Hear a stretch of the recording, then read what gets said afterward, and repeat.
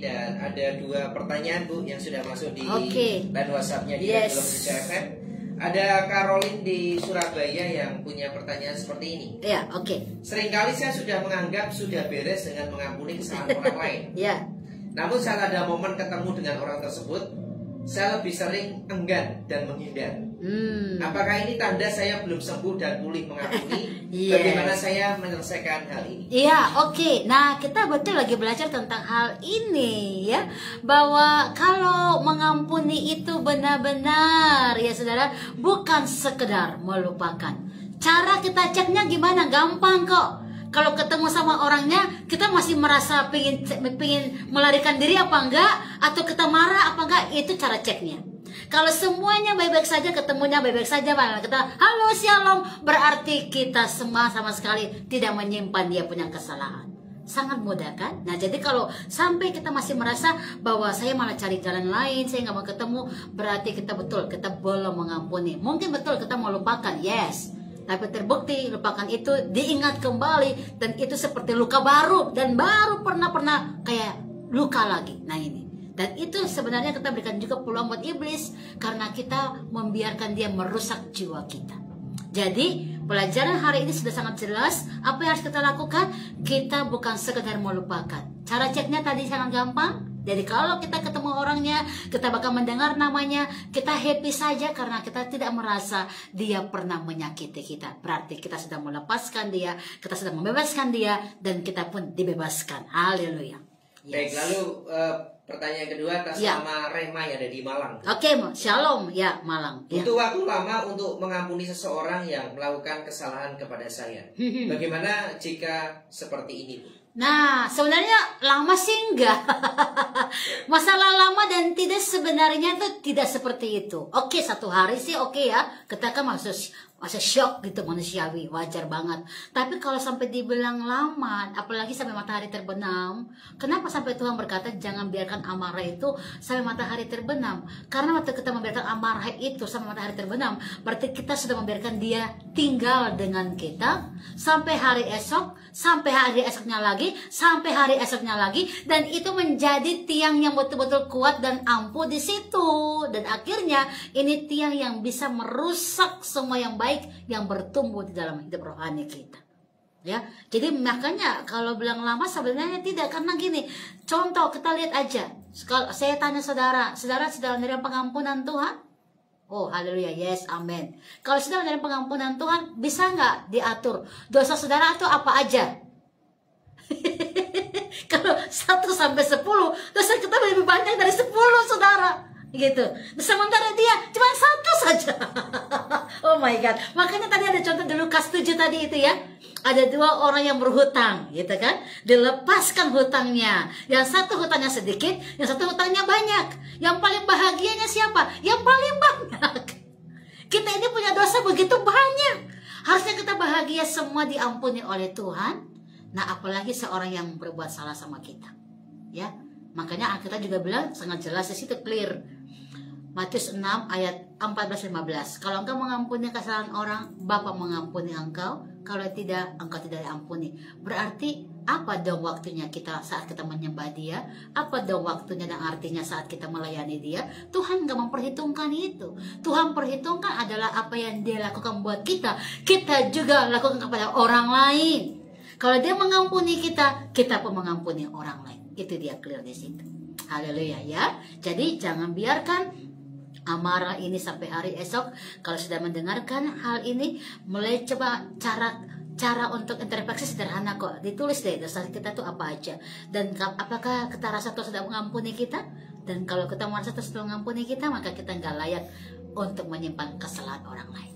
Ya, maju terus, Tuhan berkati, saudara. Haleluya. Baik, tinggal 5 menit ke depan Bu, program Happiness Moment di sore hari ini. Mungkin sekali lagi Ibu bisa berikan pesan ke cucu-cucunya sekaligus juga menutup program Happiness Moment di kesempatan sore hari. Ya, ada 5 tips yang saya akan tutup dengan hal ini, bahwa 1, kita belajar mengampuni, yaitu berpikirlah apa artinya mengampuni.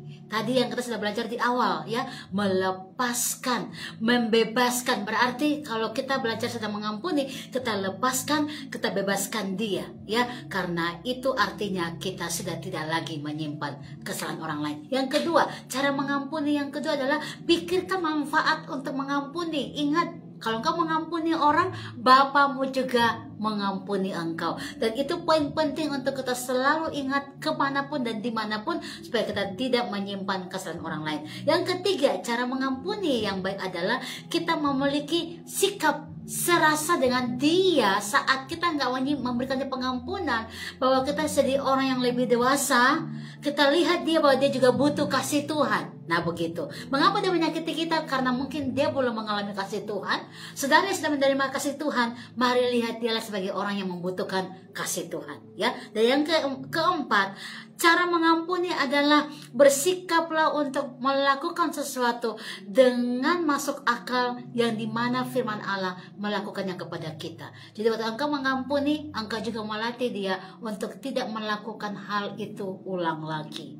Jadi sampaikan sesuatu, nasihat-nasihat spirit untuk dia tidak mengulangi hal yang sama. Dan yang kelima, yang terakhir, cara mengampuni adalah cepat bertindak mengampuni. Ya, seperti pertanyaan tadi dari Surabaya, jangan simpan sampai matahari terbenam, karena itu akan menambah luka dan menambah sebuah kepahitan dan merusak jiwa kita. Saya percaya dengan pelajaran pada sore hari ini, di dalam happiness moment ini, kita sudah belajar bahwa mengampuni bukan sekedar melupakan, tetapi mengampuni adalah melepaskan, merelakan, dan membebaskan seseorang dari kesalahan dia, karena kita sudah menerima terlebih dahulu dari Tuhan pengampunan itu.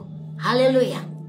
Kita berdoa untuk firman Allah. Dan saudara yang masih susah mengampuni, saya ingin doakan saudara juga supaya engkau menerima kasih karunia Tuhan, karena engkau menerima pengampunan Tuhan, dan engkau bisa mengampuni orang yang bersalah kepada engkau. Mari kita berdoa.